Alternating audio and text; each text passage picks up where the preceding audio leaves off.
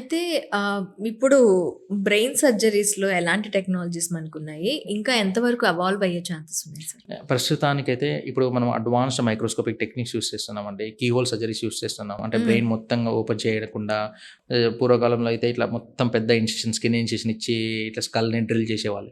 ఇప్పుడు అలా కాకుండా ఇట్లా ఐబ్రో ఇన్సిషన్స్ అని, చిన్న చిన్న ఇన్సిషన్స్ అని డిజైన్ చేశాం. ప్లస్ కొన్ని కొన్ని సార్లు నోస్ ద్వారా ఎళ్లి సెల్లార్ రీజియన్‌లో ఉన్న పిట్యూటరీ గ్లాండ్ గ్రంథాలని తీయడం జరుగుతుంది. నోస్ నుంచి. నోస్ నుంచి పిట్యూటరీ ఓకే. ట్యూమర్స్ అంటాం. అక్కడ క్రేనియోఫారింజియోమాస్ గానీ, ఇక్కడ చిన్న చిన్న సెల్లార్ మెనింజియోమాస్ గానీ, వీటన్నిటిని తీయడం ఇవన్నీ బినైన్ ట్యూమర్స్ తీయడం జరుగుతుందండి. సో, టెక్నాలజీ అనేది ఖచ్చితంగా చాలా ఎవాల్వ్ అయింది. ఎండోస్కోపిక్ పద్ధతి ద్వారా మైక్రోస్కోప్‌లో కూడా చిన్న కీహోల్ సర్జరీస్ అనేవి చేస్తున్నాము. అంటే మనకి స్కార్ లేకుండా హ్మ్. పెద్ద ఇన్సిషన్స్ లేకుండా, స్కార్ లేకుండా, ఎక్కువ బోన్ డ్రిల్ చేయకుండా చేస్తున్నాం.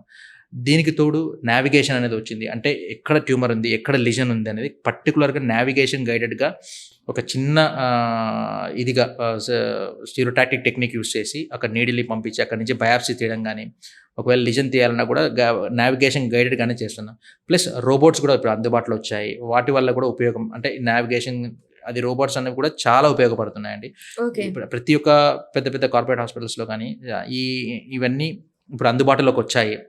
సో, వీటి వల్ల ఏంటంటే ఏమవుతుంది పేషెంట్స్‌కి అంటే ఒకటేంటంటే ప్రిసిషన్ అనేది పెరిగింది. ప్రిసిషన్ అంటే ఏం చేయాలో ఖచ్చితంగా ఎంత తక్కువ టైంలో రికవరీ అనేది ఫాస్ట్‌గా అయ్యి పేషెంట్‌కి పెయిన్ తక్కువగా ఉండి ప్రిసిషన్ అనేది ఎక్కువ పెరిగింది కాబట్టి they can utilize this opportunities అండి ఈ టెక్నాలజీ అని.